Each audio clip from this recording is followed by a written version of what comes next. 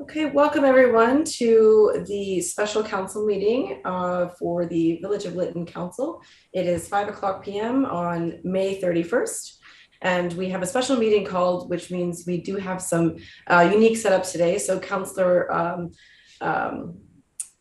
Michelle and Councillor Hay, as well as Mayor Polderman, are on a phone line today, and we do have Councillor Urquhart as well on video. So Mayor Polderman is the chair of this meeting, so we will just give a pause for him to begin. And you can go at any time now.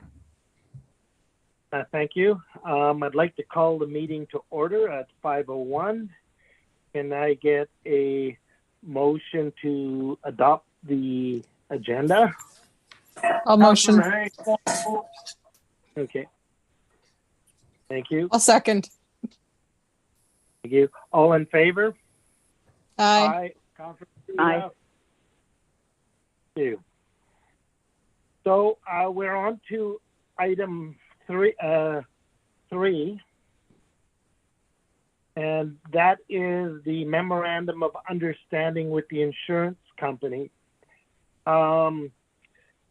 Would our project coordinator like to speak to this item? Thank you, Mayor. Yes, I would. So I brought a board report, council report forward today for your consideration. I've outlined that we've been meeting with the insurance corporations, their adjusters, and the province of British Columbia, as well as the Village of Lytton, for 4 meetings now, trying to find a path forward to allow the underinsured properties in the village to be able to start their debris removal, similar to the uninsured properties where the recovery team is currently working. So the report outlines, what we're trying to do.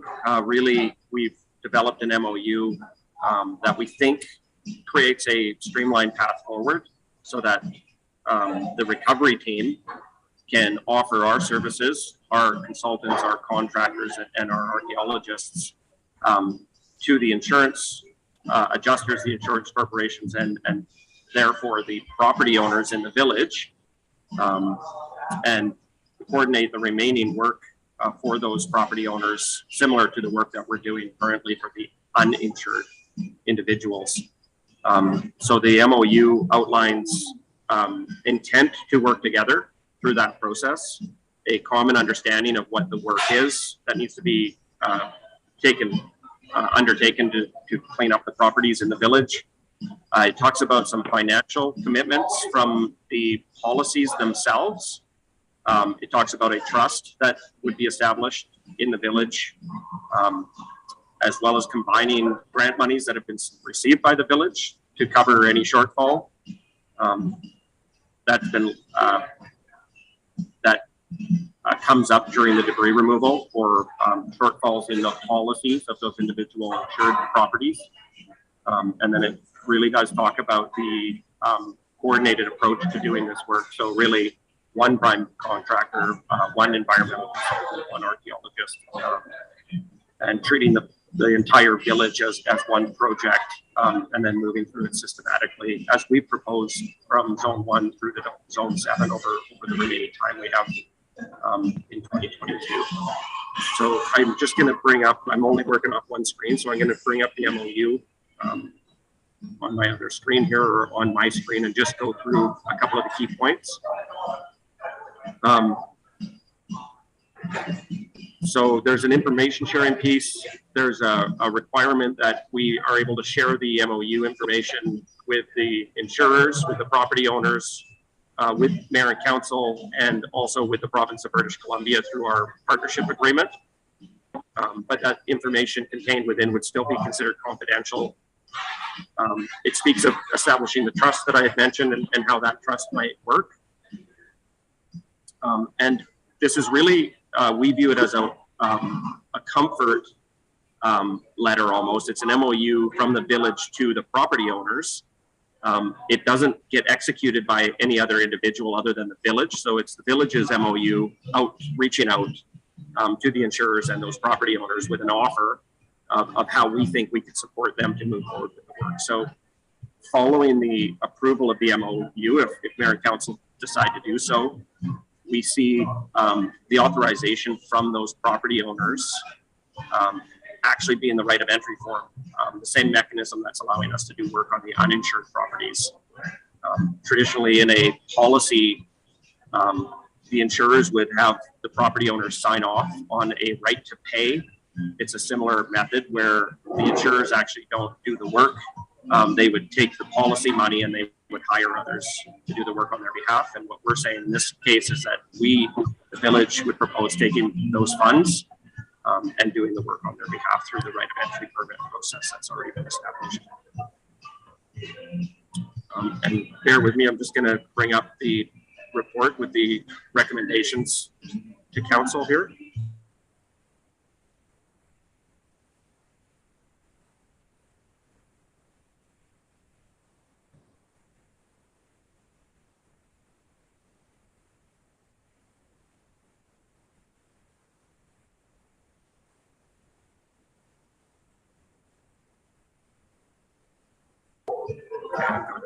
Just bring forward the recommendations that we're hoping you can consider tonight. So option number one is that council approve the MOU and direct staff to establish a trust and undertake the coordination and completion of the work for the underinsured properties in the village, and approve the use of grant funding from the provincial government community recovery fund contribution agreement to complete this work. The other option would be that council would direct staff to undertake additional efforts and determine an alternate approach to assisting the debris removal and remediation of the underinsured properties in the village. Our recommendation is option number one. And Laura, maybe I'll just turn it over to you if I can for your comments. Thank you, James. Yeah, so this is something that staff has been working on for a number of weeks now, and is a really key element for getting the debris removed for everyone. And we think that this is a good solution moving forward. And we've got agreement from the insurance companies that if council approves this tonight, they will move forward. That's the assurance they need to move forward and start contacting the property owners. Thank you. Thank you. Are there any questions? I've got one. Go ahead, Ross. Yeah. Is there a chance that this is going to cost money to the residents, any of the residents that are using their insurance to pay for this? No, the commitment from the village to the private residents who are underinsured is that there would be no financial liability on them other than what their policy provides for. And so the short answer, Ross, for Councillor Urquhart is no, there's no financial liability. We are taking this on as the village, and we're being supported by the province of BC as per their announcement back in February. And all the insurance companies are in full agreement for this, are they? No, not 100%. We believe that we have the majority of them on board.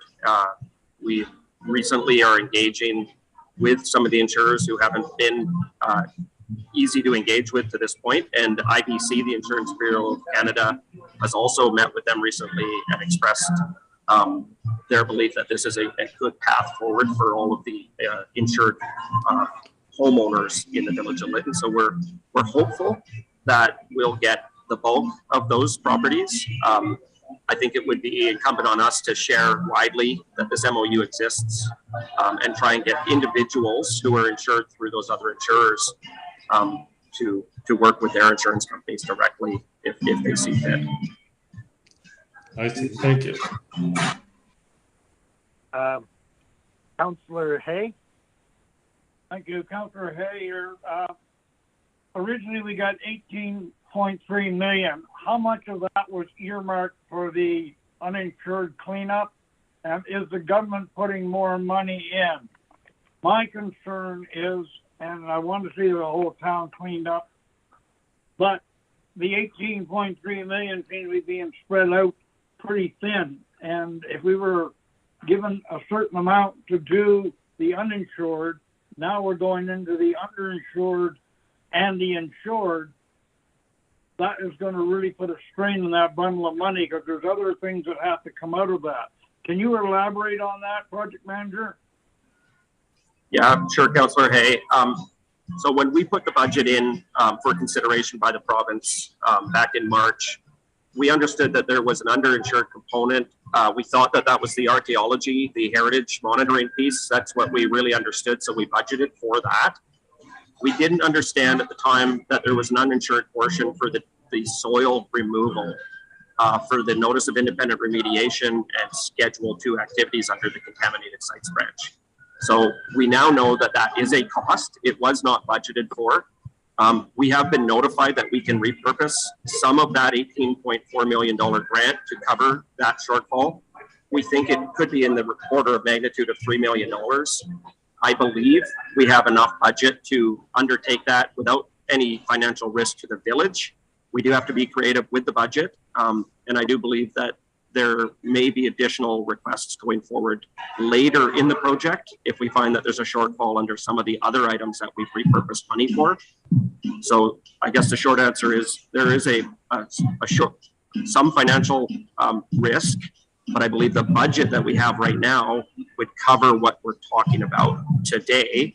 There may be some discussions for other aspects of the project in the future if we run into a shortfall for that. So that leads me on to the second part. And my fear that I always have. Change order number 298. These are not fixed price. Sorry, go ahead. If $3 million extra is going in that and we get whacked with a couple of change orders, we're going to be in pretty rough shape.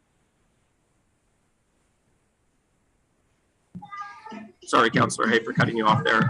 So these are not fixed price contracts that we have with our consultants. The debris removal and remediation is a time and materials with a unit rate price for all of the removal of debris and soil.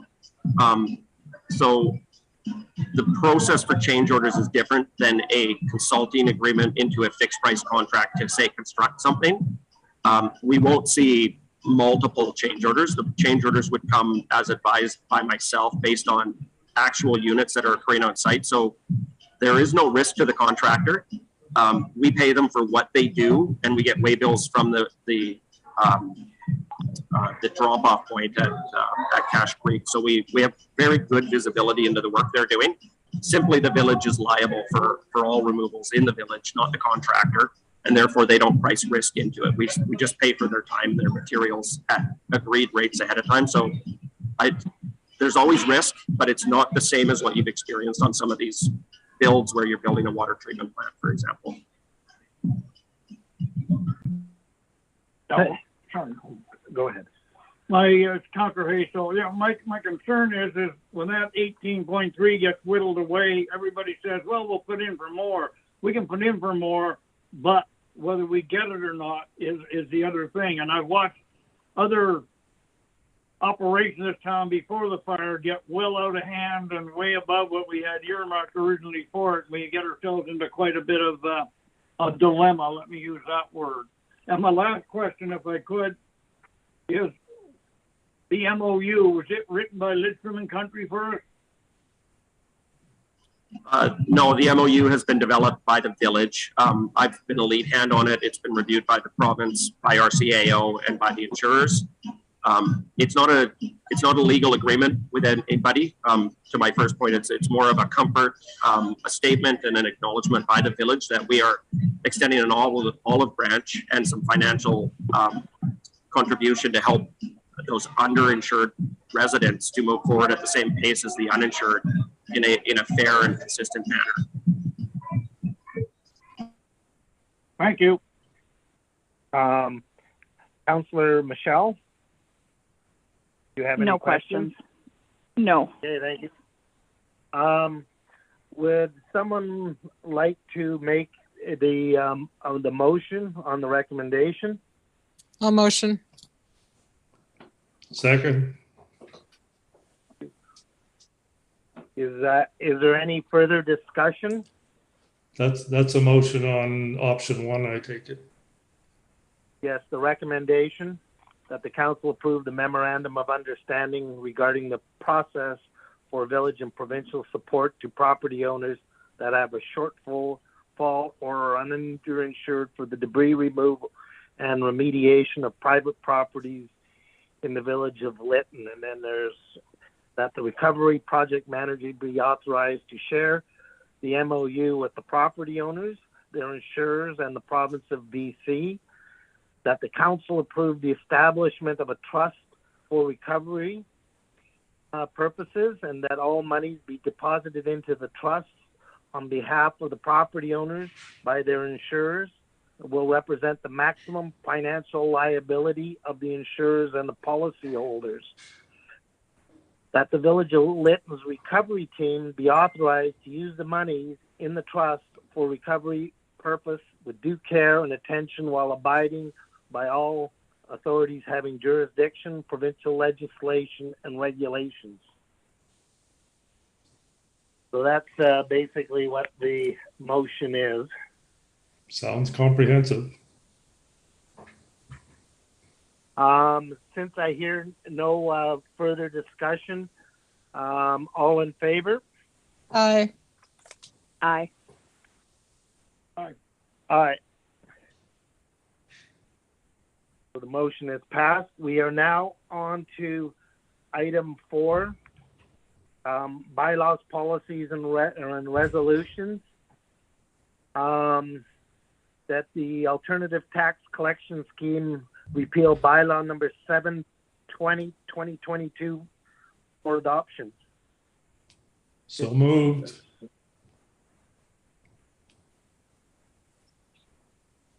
Do I have a seconder? I'll second.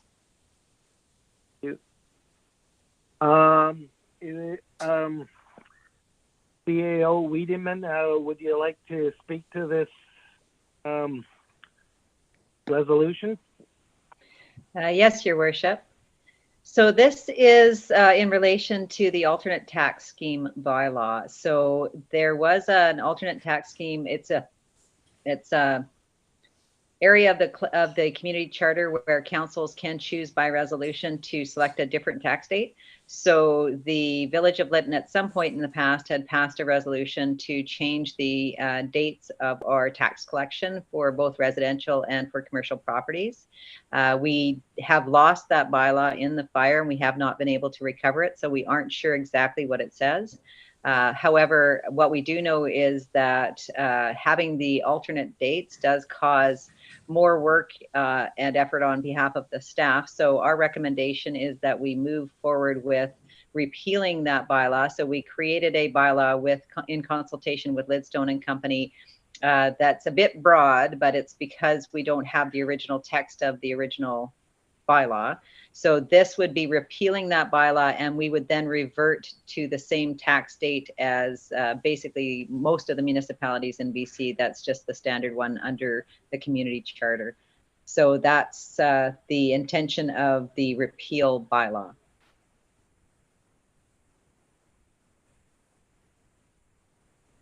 Are there any questions? I have a question for the CAO. When we go to the new tax collection scheme, is my understanding that our taxes will be due July 1st and not July 31st? Is that correct? Yes, I believe so. Let me just pull up.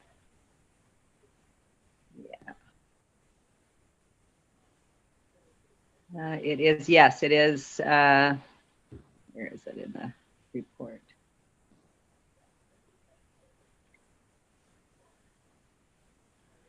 Sorry, CFO Hayes is away, but yes, I believe you're correct. Yeah. Okay, thank you. I just wanted the audience to know what the actual change is. Thank you. Yes. Yeah, thank you. So hearing no further questions, all in favor? Aye. Aye. Aye.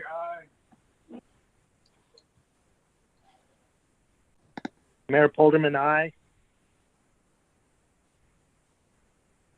So we are now on to item 5, which is adjournment. Could I get someone to make the motion to adjourn the meeting? I'll motion. Counselor Gray. Thank you. The meeting is thereby concluded. I would like to thank the public for showing up. I'd like to thank our council members and staff for their efforts in making sure that our recovery, proceeds as quickly as possible. Thank you.